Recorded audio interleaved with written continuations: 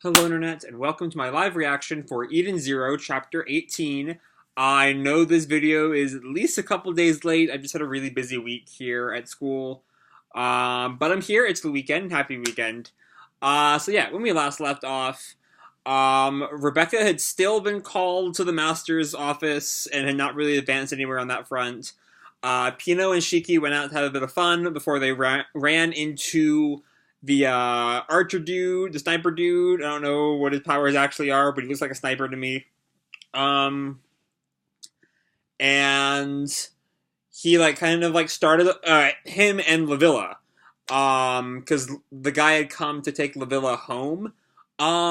He said, but Shiki kind of put a stop to that, and they started fighting. And then we were introduced to Gilst, the planet that Happy made a quick reference to when Elsie threatened to send the gang there in the last arc. And yeah, we saw that they're super fucking creepy over there, and that's where we leave off. Chapter 18 is titled, we don't have the title on the cover page, I think it's Highway That Cries Like the Wind is what Kiss Manga says. Our cover page is Shiki and Rebecca playing some form of chess. From close friend to person you can trust. The foolish time accumulated together as a treasure. Yeah, Chapter 18, Highway That Cries Like the Wind. Shiki and the guy who is an Ether Gear user, don't forget that, are facing off. Lavilla and Pino are watching. A one-on-one battle of Ether Gear. Shiki roars at the cyborg opponent. The guy stares down at Shiki, and Lavilla's just recording it. Master, I recommend you stay vigilant. Your opponent's fighting strength is not yet known. Okay, and Shiki, rushes at him. Ducks under him as, the guy's, cloak, floats up, I guess, for lack of a better word.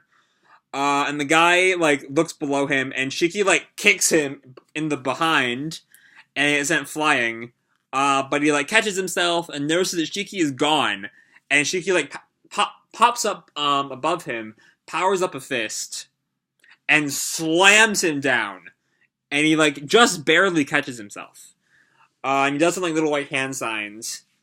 And his fist... Oh, I guess he, lets his fist behind, because that happened last week. He detached his fist. And it punches, Shiki in the back. Master! And, the villa is still recording. Amazing! The shot is so amazing! And Shiki is sent right in front of a truck, and he, makes eye contact with the driver. Wah! And he, gravity, bounces himself from, the windshield up on top of the truck. Sorry, dude.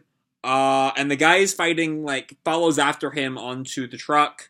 Launches a punch at Shiki, but Shiki gets out of the way.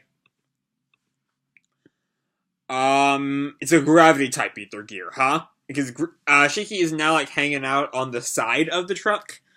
And so the guy sends another fist over to Shiki, but Shiki gets out of the way, and kind of, twirls around on a light pole and jumps onto a taxi. The taxi driver freaks out. And the guy's arm reattaches itself.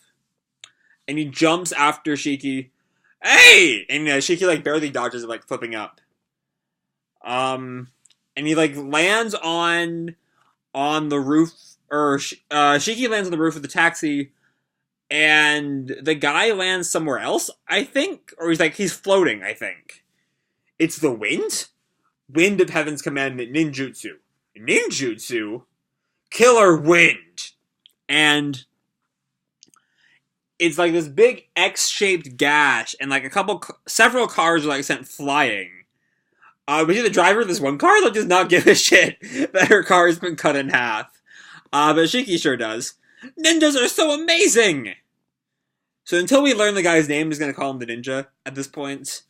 Everyone is screaming, crying out because their cars have been in the air. And Shiki, jumps, I think, or grabs a car? Yeah, he grabs a car. Die Machina!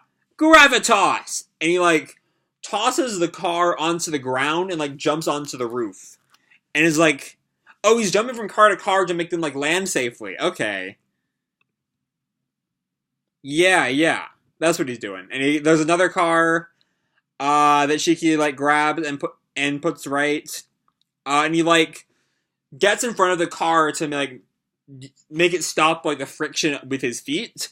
I don't quite know why he doesn't just, like, gravity it backwards for a little bit to, like, slow down the momentum. But whatever. We're Spider-Man 2ing it. Because, yeah, the car, like, stops right as it reaches, like, the edge of this bridge. Phew! And the people are getting out of the car. Well, what the hell is this? Call the police, quick! The road's broken? But wait, that kid just stopped the car. And the ninja, like, lands behind Shiki. Hey, you! Don't get other people involved. You two. Why are you saving people during the fight? And the ninja gives, like, a little beep. No, I haven't secured the target yet. Roger that. I'll return. Oh, so the fight's over. Consider yourself lucky. Huh? You running away? My name's Jin. If you want to challenge me, come to Gilst anytime. Oh, we're tying the things together to Gilst. Okay. We'll settle this someday, while the wind still blows. Wait! And Jin, like, vanishes. And Shiki, like, stares at the spot where he left. And in pops Lavilla, giving him a hug. You're the best! Guess I'll have to thank you. Thanks! This is gonna have some hot views.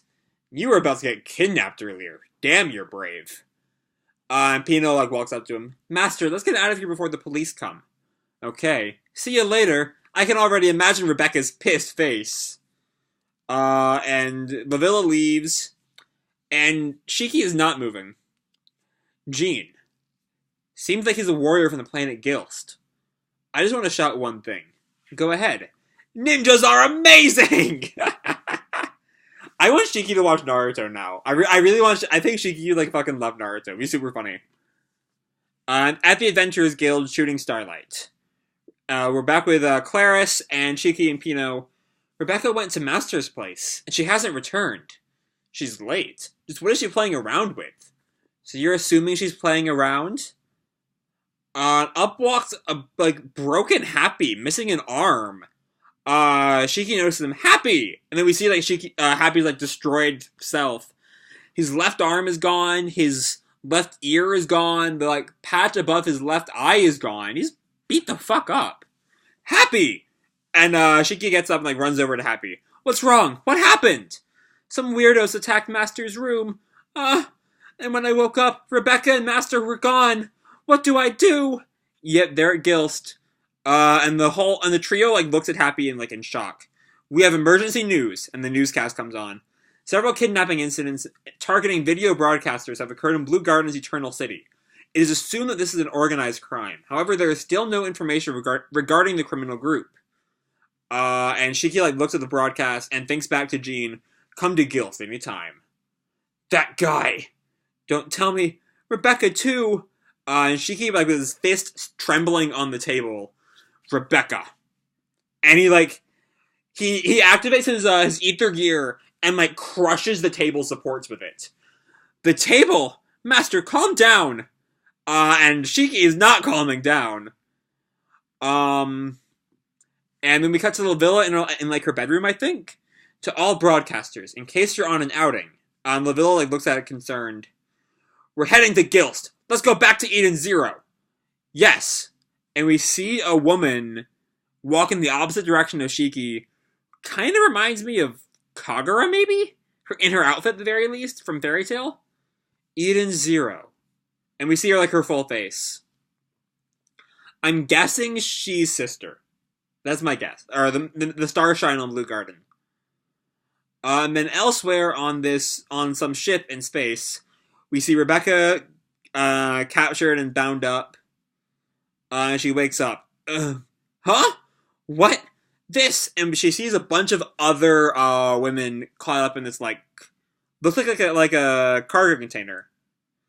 They're all in, like, various states of unconsciousness or distress. That's Moga Moga Channel's Kauchipo, Richan and Nachan, Milon-san, Kopa-chan too. Why are the beekeepers here? Be quiet! And the guy walks in, he, like, kicks some kind of glass, I think. Crying won't change anything. You all have become Sister Sama's possession. We see Jean and then this new guy and some, like, sumo wrestler looking guy, because he's a bit more square than a sumo wrestler. Sister? To be continued in Chapter 19, The Genius Who Only Thinks of Fun. Alright, so here's my theory. I think the organization this Aliga guy, I think his name was, in charge of is called Sister, and I think the Starshine is called Sister, who is the one that we meet at the page 19, I think it is, at the very end of this chapter. Because I think it was Rave Master, where they went with, what was his name? Musica. There are like 2 or 3 different Musicas running around. So it's not really, like, different people, not like Jalal, where, like, they all have the same face, but, like, they have the same name. It was, like, kind of confusing for a while, but we kind of got used to it. I think that's what's going on here with Sister. This organization just happens to be named Sister, as well as the Starshine, I think. That's my theory. Other than that, I'm still a little cautious towards this arc as a whole, just because it seems to kind of be leaning into Mashima's more fetishistic tendencies, I think. At his best, he doesn't really lean into as much. It's always kind of there in a Mashima work, but at his best, it's not, like, the focus. And just looking at Aliga's character design and what he was doing with a bunch of, like, stone naked women, I don't have high hopes for Aliga. Jin, on the other hand, certainly seemed like an interesting character. These other two, I'm not quite as intrigued by. The square sumo wrestler just kind of seems like a joke. But yeah, beyond that, the fight between Shiki and Jin was a lot of fun. Definitely, like, highlights the very different characters between the two of them. You know, Shiki's, like, desperate to save everyone, and Jin's like, nah, fuck all y'all, and, like, does not care if they die. And what I'm really hoping for, though, for this arc, is for Claris to become a character. You know, rather than have her just, like, be around and, like, you know, like, more like, or less like what Mira Jane ended up being. How she spent so much time just, like, hanging out at the guilds, except in, like, moments of, like, absolute emergency. I would like to see Claris become if not a regular member of the Eden Zero, at least, like, a very, very reoccurring one. I don't know. I want her to at least play a big part in this arc, given that her friendship with Rebecca is really all we know about Claris. I'd like to see her throughout the arc as a whole. But beyond that, this episode, it kind of, like, wrapped up our little, like, taste of Jean. Let me see. Let me find that Lavilla shot again. Where is it? Did I just completely imagine? There was a shot after the broadcast with Lavilla, right? Yeah, here it is. Yeah, page 18. I thought it was 19. Okay. And yeah, I'm trying to figure out how to figure out Lavilla's face here. Because last chapter, the chapter before, Jean mentioned he was taking Lavilla home. We now know he's working for Sister on Gilst. And so, like, is Lavilla tied up in all this? You know, is it gonna be like Galuna in sorry for all the Fairy Tail comparisons, just really coming out right now. Is it gonna be like Galuna in Fairy Tail, where, like, we found out all of Gray's past there, or a good chunk of Gray's past? Because I've recently been thinking that, like, just based on her character design, it's really easy to, like, take Lavilla as, like, a Wendy character, but she's really much more of a Gray than a Wendy. You know? But yeah. That's really all I have for this week's chapter. A lot of it is, like, I don't know what this is going to mean. It's, like, these last 2 panels on 18, and really, like, all of 19, as we see who I'm assuming is the Starshine on Blue Garden, given that, like, she recognizes the name Eden Zero. I doubt she's going to be also in charge of Gilst's sister. But I don't know. We'll have to wait and see next week. So yeah, I'm going to leave this video off here. Hope you all enjoyed the chapter and the video. If you did, feel free to drop me a like, or subscribe, or do whatever the fuck you want. I don't really care. And as always, people, keep kicking ass, and I'll see you in the future. Bye!